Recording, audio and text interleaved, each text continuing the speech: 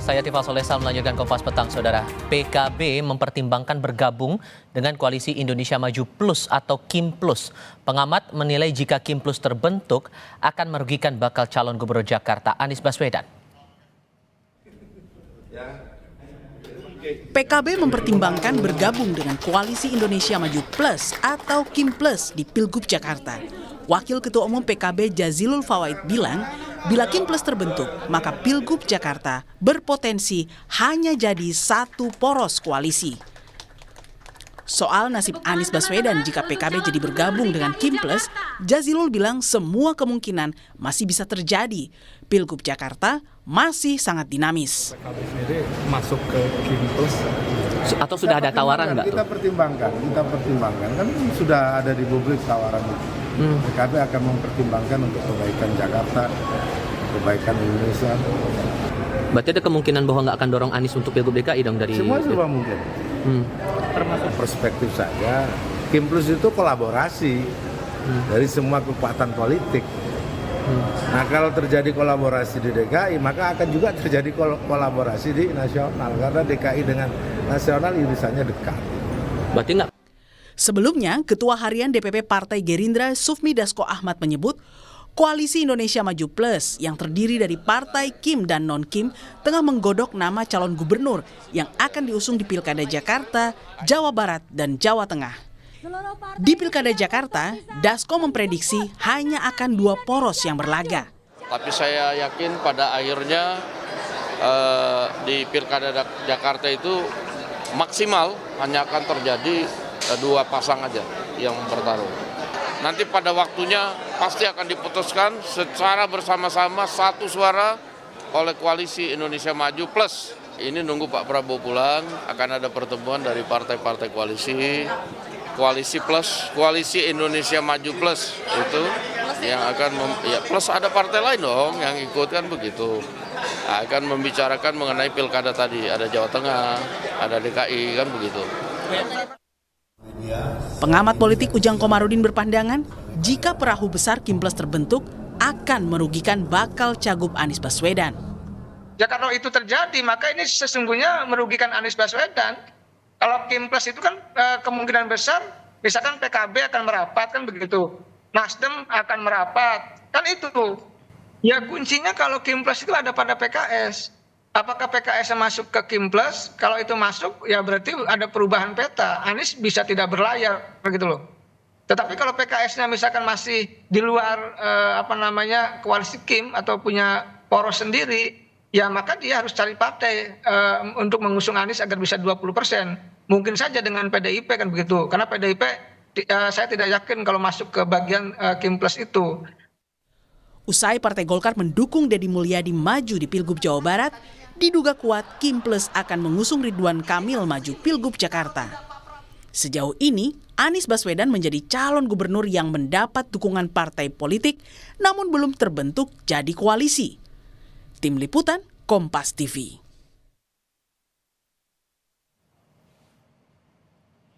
Sejumlah partai politik di luar Koalisi Indonesia Maju berpotensi bergabung dengan KIM membentuk KIM Plus. Jika KIM Plus solid di Pilgub Jakarta, tiket Anies Baswedan untuk bisa maju Pilgub terancam. Jika KIM Plus terbentuk, apakah koalisi di luar KIM Plus juga akan terbentuk untuk mengusung Anies Baswedan atau Basuki Cahayapurnama alias Ahok? Kami akan diskusikan bersama dengan para narasumber. Bergabung saat ini Wakil Ketua Umum Partai Golkar Ahmad Doli Kurnia Tanjung, kemudian politisi PDI Perjuangan Andreas Hugo Parera, dan pengamat politik Yunarto Wijaya. Selamat sore semuanya, apa kabar? Selamat sore, alhamdulillah baik. Terima kasih semuanya sudah hadir dalam diskusi kami kali ini. Bang Doli, dengan adanya KIM Plus ini, kemudian dari Golkar juga sudah memberikan sinyal RK akan maju di Pilgub Jakarta. Mungkinkah kemudian akan terbentuk yang namanya satu poros di Pilgub Jakarta seperti pernyataannya Gus Jazilul tadi? Saya tidak mau berspekulasi ya, dan juga kemudian kami tetap menghormati ya keputusan masing-masing partai politik yang mereka punya kedaulatan, punya hak untuk mencalonkan siapa saja, dan juga ada nama-nama yang disebut seperti Pak Anies, Pak Ahok, dan yang lainnya.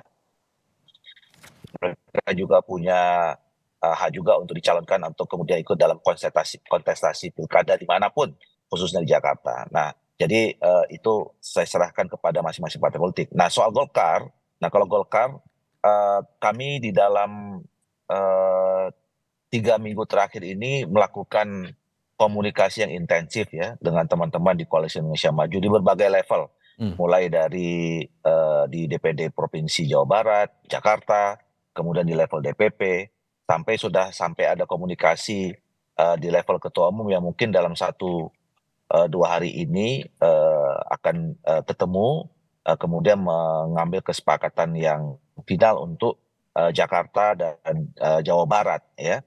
Nah, dalam pertemuan-pertemuan itu kami tentu melakukan kajian dari berbagai perspektif, dari berbagai variabel. Tentu variabel utamanya bagaimana calon yang kita usung itu tetap punya peluang dan potensi untuk menang. Itu yang saya kira menjadi dasar. Nah, tapi ada yang berbeda ya. Kalau selama ini kita masing-masing punya kalkulasi sendiri-sendiri, Golkar punya kalkulasi sendiri, teman-teman Gerindra juga punya kalkulasi sendiri gitu, dan begitu juga Demokrat dan PAN gitu. Nah, sekarang kita punya rumusan baru yang bisa mempertemukan berbagai kalkulasi masing-masing partai politik itu menjadi kalkulasi bersama ya. Nah, tentu kepentingannya banyak, berbagai tingkat. Yang pertama tentu ya secara normatif ini untuk kepentingan bangsa dan negara, dan itu wujudnya adalah bagaimana kita mencoba mensinergikan ya jalannya pemerintahan ke depan ini. Memang harus ada satu irama antara pemerintah pusat, pemerintah dan pemerintah daerah. Nah, yang kedua tentu tadi soal peluang untuk memenangkan masing-masing daerah dalam kontestasi pilkada. Dengan isyarat dari PKB menyebut bahwa akan ada peluang mempertimbangkan gabung ke Kim Plus ini, Bung Andreas, jadi PDIP ini nanti di Pilgub Jakarta kan berjuang sendiri dong, gimana ngeresponnya? Jadi perjuangan selalu bersama rakyat ya. Jadi KUR plus koalisi untuk rakyat gitu namanya. Jadi ya kalau ini kan pembicaraan antar elit, kita bicara dengan rakyat, bicara dengan teman-teman di struktural di bawah dan berbagai komunitas masyarakat, terutama untuk mendengar ya apa sih yang diinginkan oleh rakyat di Jakarta ini gitu. Termasuk dari ya mereka-mereka yang dulu juga tidak mendukung PDI Perjuangan atau calon dari PDI Perjuangan, kita dengar semua gitu. Nah, karena ini penting untuk untuk Jakarta ke depan yang ya lebih ya baik di dalam suasana pemilihannya, juga pilkada nanti lebih adem, lebih baik, dan juga ya kita perlu juga orang yang kemudian tepat untuk memimpin Jakarta ini gitu. Dalam arti Jakarta dengan segala problematika persoalan-persoalannya, dan itu perlu seorang pemimpin yang mempunyai ya di samping dia punya leadership juga punya ya background teknokratis. Saya kira itu penting. Jadi di sinilah saya kira hal-hal yang perlu kita bicarakan dengan masyarakat. Kenapa? Karena di dalam proses pencalonan ini, kalau kita punya kader, kemudian kader itu ya mempunyai dukungan modal sosial yang cukup. Nah, ini kita tinggal bicara bagaimana kerjasama dengan partai-partai yang lain gitu. So simple itu gitu, sesimpel itu. Tapi memang ini harus dibicarakan serius mungkin gitu. Dengan demikian kerjasama itu bisa tercapai. Mau memperjelas juga nih Bung Doli, jadi istilah Kim Plus ini siapa-siapa aja di antara partai-partai luar koalisi Kim yang di awal itu yang ikut menyatakan bergabung? Ya, plusnya kami kan begini, Koalisi Indonesia Maju ini kan koalisi yang memang dari awal terbentuknya, ini bukan koalisi yang eksklusif ya. Kami terus membuka diri, siapa saja yang ingin membangun komunikasi, apalagi ingin bergabung dalam koalisi ini, itu ya dengan senang hati, dengan tangan terbuka. Jadi kalau dibilang plusnya, ya bisa aja saya nyambung dengan apa yang disampaikan Bang Andreas, ya Kim plus rakyat dan partai politik yang lain, bisa juga begitu kan, gitu. Jadi kita belum bisa memastikan siapa ya, tapi dengan yang jelas Koalisi Indonesia Maju, apalagi teman-teman Golkar, sangat terbuka untuk membangun komunikasi dan kemudian bisa melakukan kerjasama politik dengan partai politik mana saja. Mas Toto, dengan adanya Kim Plus ini Anda mengkalkulasinya, menganalisisnya, hitung-hitungannya bagaimana sebetulnya? Apakah ini memang upaya untuk menjegal Anies jangan sampai mendaftar di Pilgub Jakarta atau ada hal lain yang coba diupayakan di sini? Kalau bicara dalam konteks DKI, ya tentu saja yang akan paling kena implikasi Anies Baswedan. Tapi saya menduga kalau yang disebut dengan Kim Plus kan tidak berarti negosiasi yang terjadi di level hanya DKI. Nggak akan mau tuh menurut saya yang namanya PKB, Nasdem, PKS, kalau dealnya hanya terkait kompensasi di DKI, lalu kemudian mereka menarik dukungan terhadap Anies. Artinya ini kan kita berbicara spekulasi mengenai Kim Plus di level nasional, bahwa ada negosiasi mungkin saja kursi menteri mereka bergabung dalam koalisi Prabowo Gibran.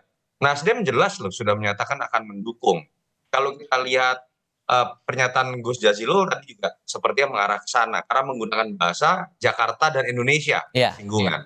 PKS kita tahu kemarin mendukung Bobi Nasution yang dianggap tadinya akan berseberangan.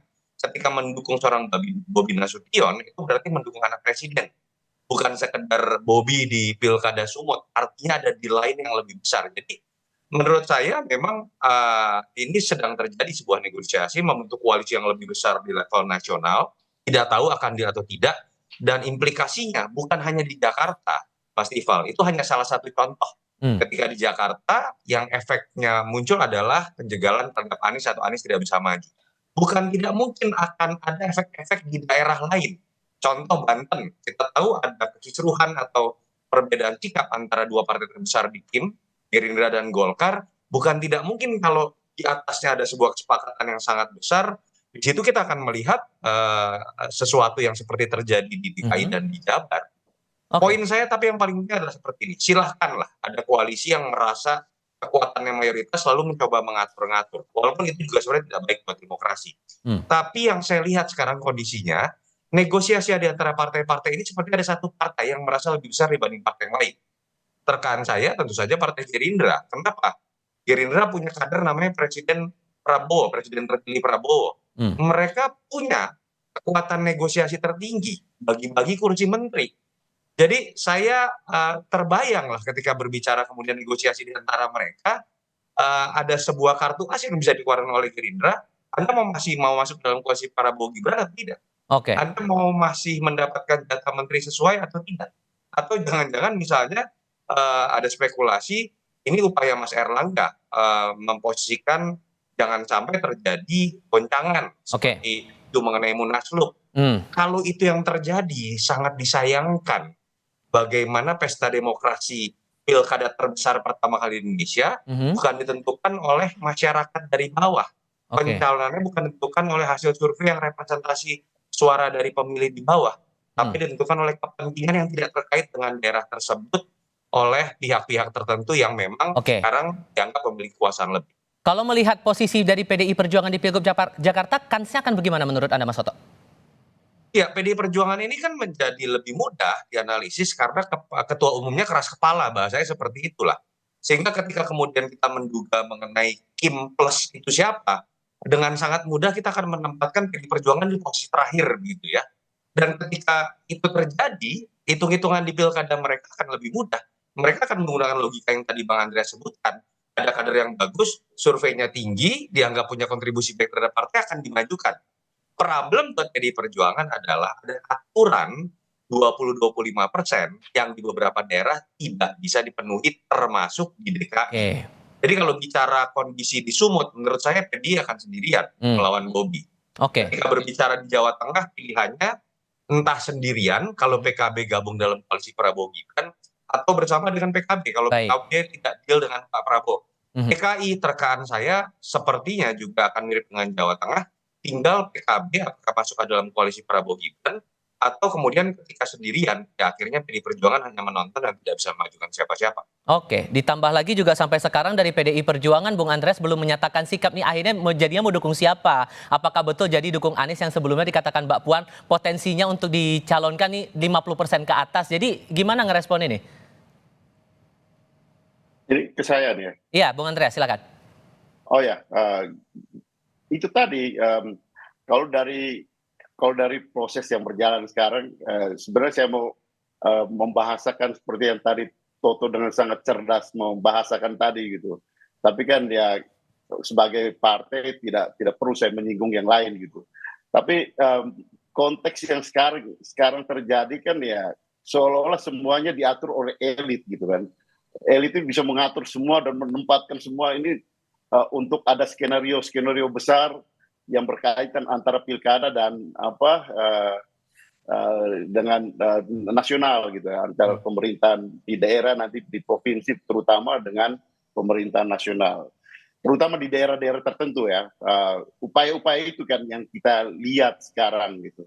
Ya PDI Perjuangan dalam posisi kami memperhatikan itu, Tapi yang penting kita juga melihat bahwa di dalam proses berjalan kita yakin bahwa pasti kami punya teman dalam arti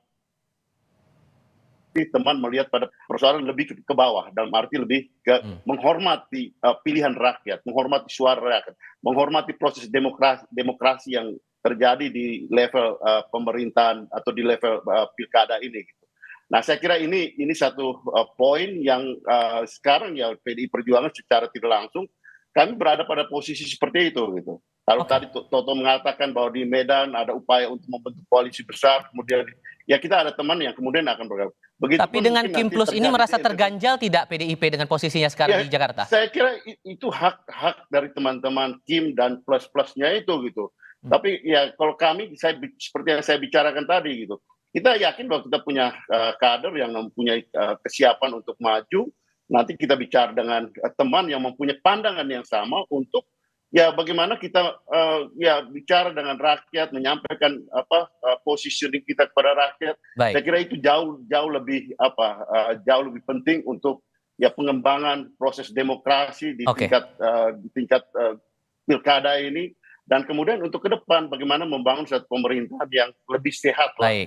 Ketimbang semua harus diatur oleh pada level ya itu tadi ya seperti Toto sampaikan bahwa seolah-olah semuanya diatur oleh ya kalau dengan bahasa yang lebih ini ya oligarki elit politik di Republik ini gitu. Mas Toto, singkat saja, kalau kemudian Anies masih dapat tiket untuk bisa maju ke Pilgub Jakarta, sejauh mana kansnya nanti melawan RK? Ya, saya melihat peluang Anies, tantangan Mas Anies lebih kepada dapat tiket atau tidak. Karena di atas kertas dia masih unggul selisih paling tidak di atas di 2 digit ya dengan Ridwan Kamil. Walaupun apakah serta-merta hasil survei juga bisa dijadikan pijakan, saya pikir tidak. Karena kita bicara secara real, demokrasi di Indonesia itu bukan sekedar membaca partisipasi, persepsi publik. Ada yang namanya mobilisasi, yang seperti kita lihat di Pilpres, itu bisa dengan mudahnya mengubah hasil suara, apalagi ketika ada calon tertentu yang akan di backup oleh kekuasaan, baik itu dari sisi finansial, baik itu dari sisi birokrasi, baik itu dari sisi aparat, yang semoga tidak terjadi lagi kontroversi dalam pilkada seperti apa kita lihat dalam Pilpres. Jadi peluang Mas Anies di atas kertas tinggi, kalau dapetin tiket ya, menurut saya peluang dapet tiketnya pun sekarang sudah di bawah 50%, tapi andai kata pun dapat tiket, melawan siapapun yang di backup oleh kekuasaan itu bukan sebuah hal yang mudah. Mas Yunarto Wijaya, terima kasih. Bung Andreas juga terima kasih. Gimana Bung Andreas? Enggak, kan yang tadi Toto sampaikan kan sudah minta maaf katanya. Bung Andreas terima kasih, Mas Toto terima kasih. Di awal juga tadi sudah bergabung dengan Bang Ahmad Doli Kurnia. Terima kasih semuanya, selamat sore.